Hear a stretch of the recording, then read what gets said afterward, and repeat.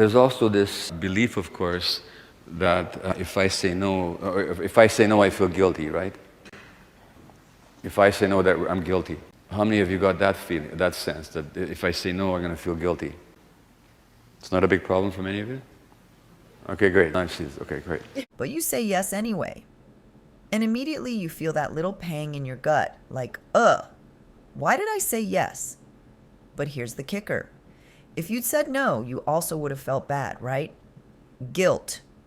Yeah, that sneaky little feeling that makes you think, if I say no, I'm somehow a terrible person. Like, what's with that?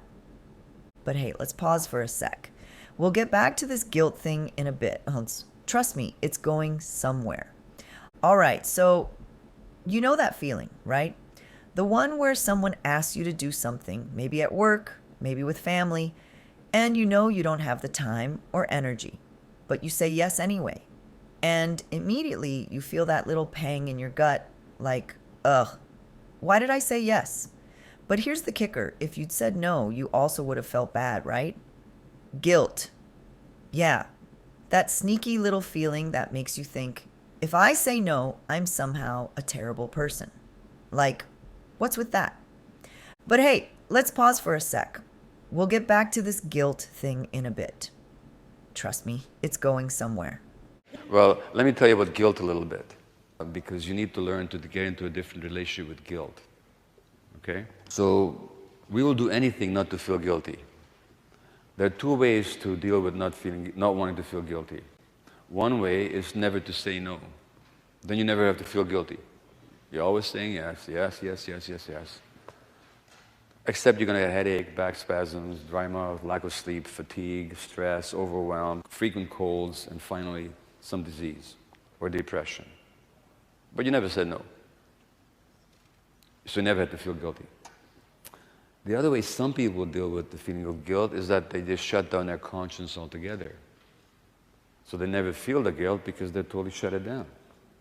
We call them sociopaths or politicians, as the case may be. Okay? Well, we don't want to do that either.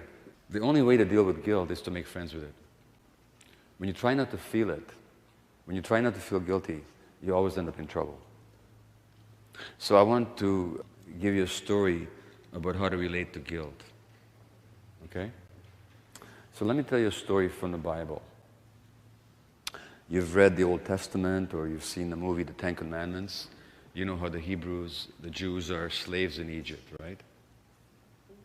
And then Moses becomes the leader and he sees the burning bush and the voice of God speaks to him and says that it's your task to lead your people out of slavery in Egypt. So that's the biblical story. And again, the story in the Bible says that, if you remember, that just during the time that Moses was going to be born, the Pharaoh's prophets foretell that some Hebrew slave about to be born will challenge the Pharaoh and lead the Jews out of Egypt's slavery. So therefore they decide that all Hebrew firstborn males have to be thrown into the Nile. Remember the story? And so what happens is that Moses' mother complies with that order, throws the kid into the Nile, with one exception though, which is what? She puts him into a reed basket, a basket woven of reeds, and puts the kid into the Nile River.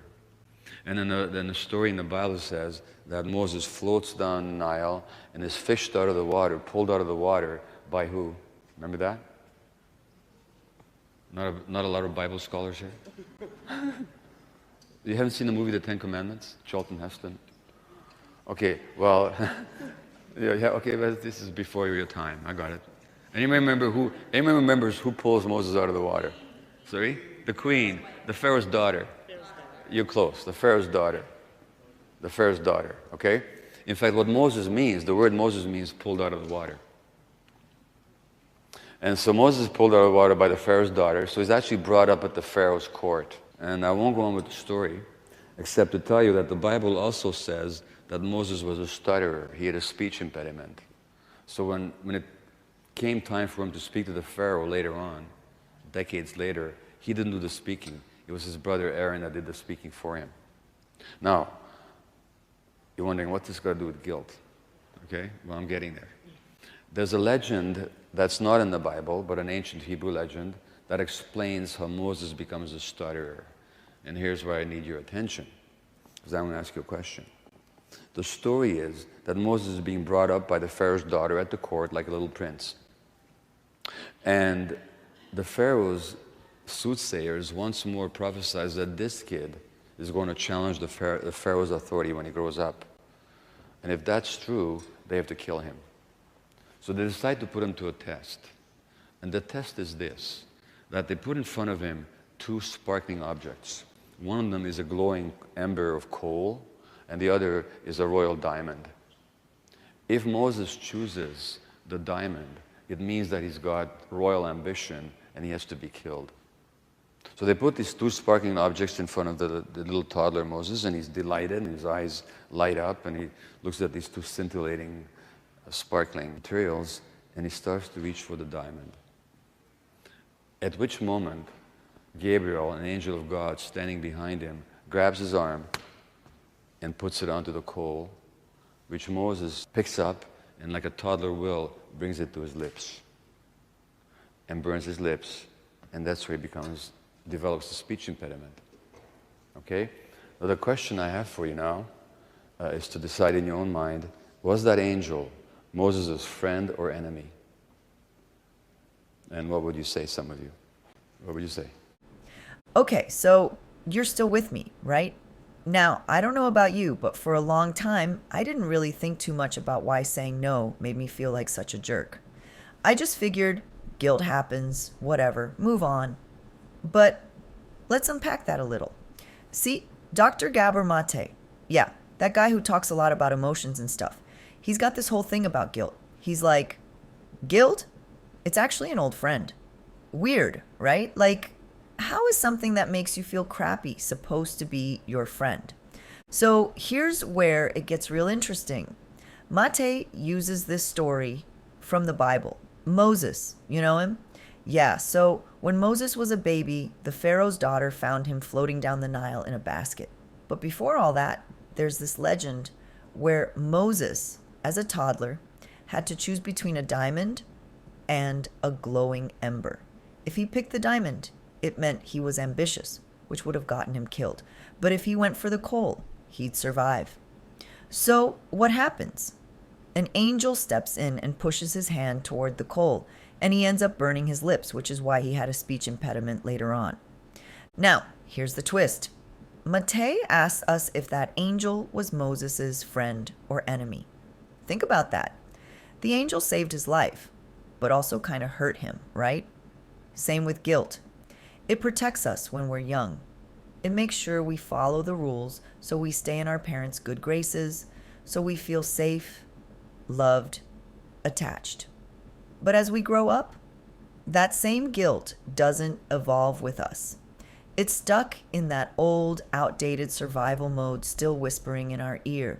You better say yes, or else. He's a friend because? Saved him from being killed. He saved him from being killed, even though he burned his lips, right? But he's a friend. Anybody not agree that he's a friend? So he's a friend. So I want you to consider that guilt is that friend. When you're small, you can't help. You have no choice. When you're very small, you have no choice but to go along with your parents' expectations. Because if you don't go along with your parents' expectations, then you might lose the attachment relationship. This is what we've been talking about the whole day. So there has to be a mechanism in your brain that says, you better not do that. You better not say no. That mechanism is guilt. That guilt helps you to maintain the attachment relationship with your parents, and therefore you survive. It also gives you a speech impediment. You learn, you forget how to say no. But that guilt that kept you in compliance with your parents' expectations when you were very small also saved your life because it maintained the attachment relationship. That guilt is not your enemy. That guilt is your friend. The only problem with it is that it's a stupid friend. It's got no learning capacity. It doesn't know that you've grown up now. It doesn't know that you're no longer in that dependent situation. It just gives you the same story. If you say no, you're a bad person. That's all it knows how to say. Your problem is that you don't want to feel it. You don't want to make friends with it. My suggestion is, next time you feel guilt, be happy about it. Say to yourself, my God, I said no. I feel guilty. This means hot dog. I must have done something for myself for the first time in my life. Thank God. Call your friends, have a party. In other words, rather than pushing guilt away, just embrace it and say, hello, old buddy. Thank you for saving my life as a kid, but you know what? I don't need your advice anymore. I'll listen to it, but I don't have to follow it automatically. I can think about it and make my own decision. Okay? So that's how you deal with guilt. Not by pushing it away, not by acting on it, which just make it stronger, but by actually accepting that it's there, but not listening to its advice. In our exploration of emotions, Dr. Gabor Maté offers profound insights into the intricate nature of guilt. He posits that this emotion often arises from our innate desire to belong and conform to societal expectations. From a young age, societal norms shape our perceptions, leading us to internalize judgments and standards that might not align with our true selves. However, Dr. Maté emphasizes the importance of introspection and acknowledgement when confronting guilt. He suggests that this emotion frequently stems from unmet needs or suppressed emotions. Rather than allowing guilt to become a debilitating force, he advocates for a journey of self-discovery and compassion. By understanding the underlying triggers and embracing vulnerability, individuals can begin to unravel the complexities of their feelings. In conclusion, Dr. Gabor Maté underscores the transformative power of self-compassion in releasing the grip of unnecessary guilt. He reminds us that making mistakes is an intrinsic part of the human experience. By fostering a deeper connection with oneself, acknowledging imperfections, and practicing empathy, one can liberate themselves from the burdens of guilt, paving the way for authenticity, growth, and inner peace. And I'm going to leave you with a final quote. This is, again, the same spiritual teacher I've been quoting all day. He said, the fundamental thing that happened and the greatest calamity, is not that there was no love or support when you were a child. The greater calamity, which was caused by that first calamity, is that you lost the connection to your essence, to your authentic self. That is much more important than whether your mother or father loved you or not. So that's the good news. The good news is that the problem isn't what happened 25 years ago, or 30 years ago, or 45 years ago. That's the good news, because if the problem was what happened all those years ago, you couldn't fix it. It's over, it's finished. Because you can't go back and change even what happened 5 minutes ago, never mind what happened decades ago. But if the problem is that you lost the connection to yourself, that you can fix. Because you can regain that connection. And you're not going to walk out of this session completely knowing how to do that. But maybe, if some of my messages got across, you will walk out of the session with a sense of how you lost connection with yourself, with a sense of how it shows up when you're not being authentic, with some compassion for yourself, and with perhaps a somewhat enhanced ability that when you go to work and you have this tendency to take on the pain of others and the trauma of others, to recognize what is it in you that resonates with the same energy, and to realize that's not about you in the present, but it's about you as a child. And therefore, to be able to stay in the present compassionately with those people who are acting out, but also to stay in the present compassionately with yourself. Okay? That's the message. Now, any final questions before we break? Now, I know that there was a question earlier, which let me address right now very quickly. What happens in one of these situations where there's two of you on, doing a shift, and there's 50 clients in the house with you at the shelter, and somebody starts acting out. And you've got this dilemma between how do you deal with this person who's acting out, and they're going to have all this impact on the other people who are already upset and stressed and traumatized and so on. How do you handle that? Well, I'm not sure I can tell you the exact answer how to handle that, but I can give you a guideline that I suggest you follow or consider following. One is, the time to practice playing tennis is not in the middle of a game. Okay? So if you're playing a game of tennis, that's not the time to practice serving. You're going to lose. So you have to practice this before you get into the game. So first of all, prepare yourself for that possibility that this is going to happen. There's going to be somebody's going to be acting out really badly, and you're going to have to be having to deal with that person, calm them down, bring them back to a more balanced state, and at the same time you're dealing with the upset that it's causing for the rest of the clients. Well, my suggestion is that you do a bit of discussion of this on the job. And if there's two of you on the job, have a discussion and say, okay, say to your work partner, or how are you feeling today? If somebody acts out today, are you up to handling it? Are you up to going in there and just staying calm and present? No, I tell you, and maybe I've said it in the morning. I've had people, these highly addicted, crystal meth-driven people. I've had people standing this close to my face and screaming at me. And on some days, I was able to stay totally calm, not take it personally in any way at all, just see it as their unrest, they're acting out their pain, their fear, their anger, and I can just receive it and stay with it, and within a minute or two, the situation settles down. On another day, if I'm not feeling so good and I'm stressed and I react, then the situation escalates. So check in with yourself that day. How am I feeling today? Who here is capable of handling today if somebody acts out? And make that decision.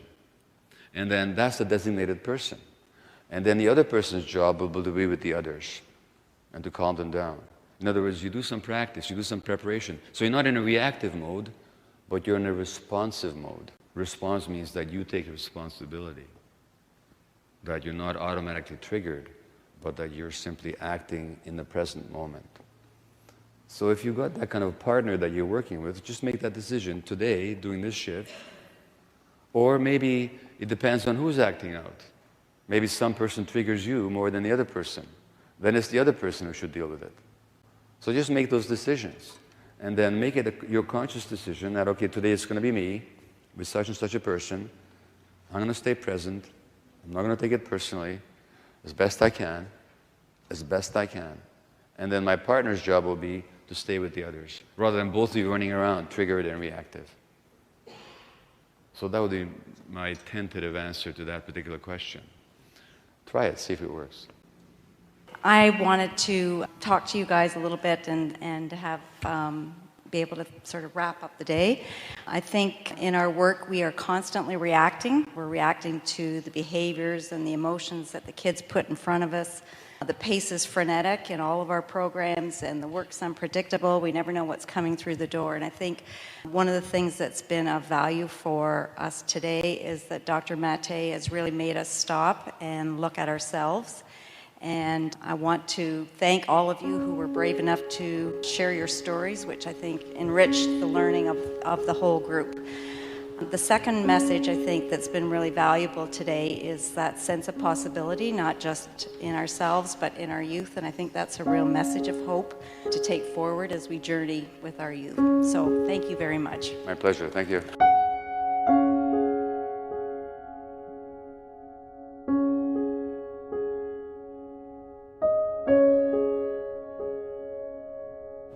Okay, so here's the takeaway. Guilt, it's not the enemy, but it's also not smart. It's just doing its job, keeping us in line like it did when we were kids. But the thing is, we're not kids anymore, right? We don't have to listen to it every time. We can notice it, acknowledge it, and be like, hey, thanks for the concern, but I've got this. So, Next time you say no and that guilt bubbles up, instead of pushing it away or letting it wreck your day, celebrate. Yep, you heard me. It means you did something for yourself. Maybe for the first time in a long while. Call it progress. Call it reclaiming your life. And yeah, maybe even throw yourself a little party. So, like Gabor Maté said, guilt isn't your enemy, it's just stuck in the past. It doesn't know you've grown up and that you can make your own choices now. Next time you feel it, don't push it away.